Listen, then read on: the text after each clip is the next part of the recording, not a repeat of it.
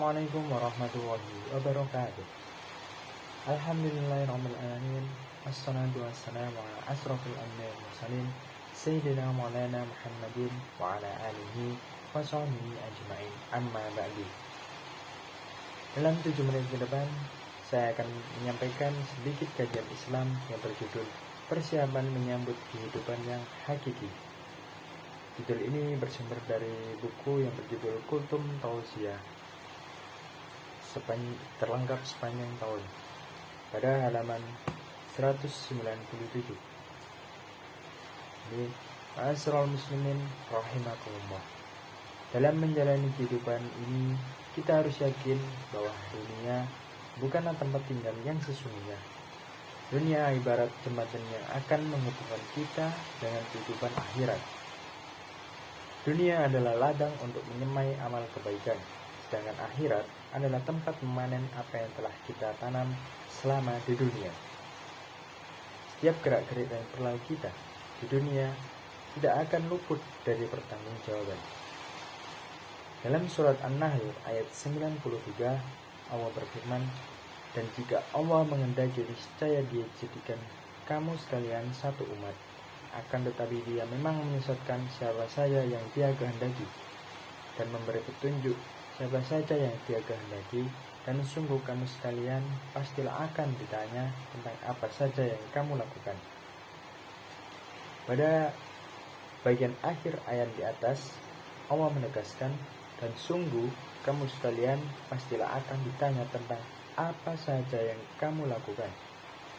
Hal itu memberikan sebuah pemahaman bahwa segala sesuatu yang telah kita perbuat di dunia pasti akan dimintai pertanggungjawaban oleh Allah Subhanahu wa Ta'ala. Semua manusia, siapapun dia dan apapun statusnya, akan mendapatkan perlakuan yang sama dan pertanyaan yang sama pula. Dalam materi kali ini, setidaknya ada 4 hal yang akan ditanyakan kepada kita kelak di akhirat nanti.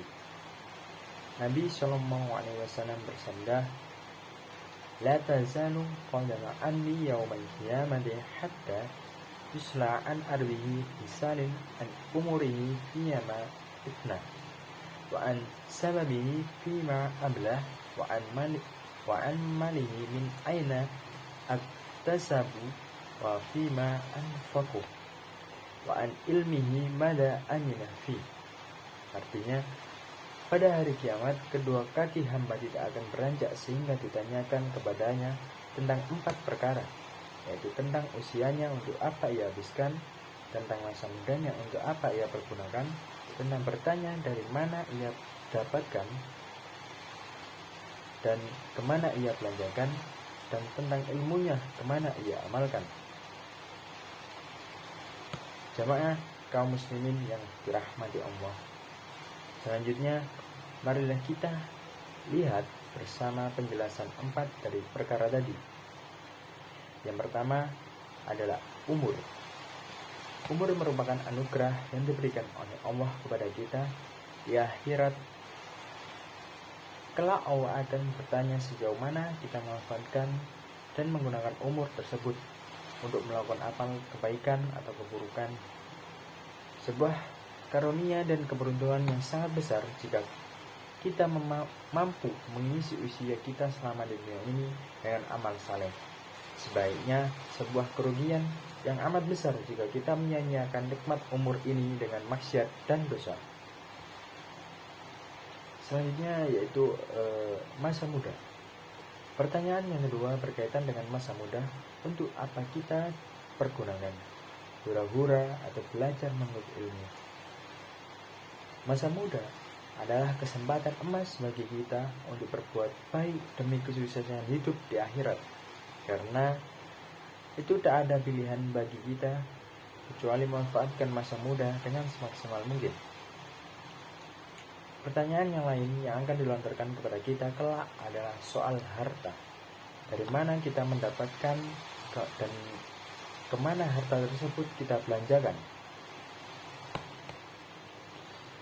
Apakah kita memperoleh harta tersebut dari jalur yang tidak benar alias haram, seperti riba, mencuri, dan menipu. Inilah yang hendaknya kita koreksi sejak dini, jangan sampai ada sedikit pun barang haram yang melekat pada diri kita. Dalam masalah ini ada rumus yang patut kita ketahui, yaitu jika harta tersebut kita dapatkan dari hasil yang halal, ia akan menuntun kita menuju ketaatan kepada Allah.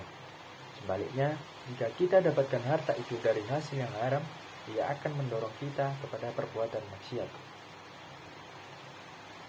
Selanjutnya, di akhirat nanti kita akan ditanyakan tentang apa yang telah kita lakukan dengan ilmu yang kita miliki.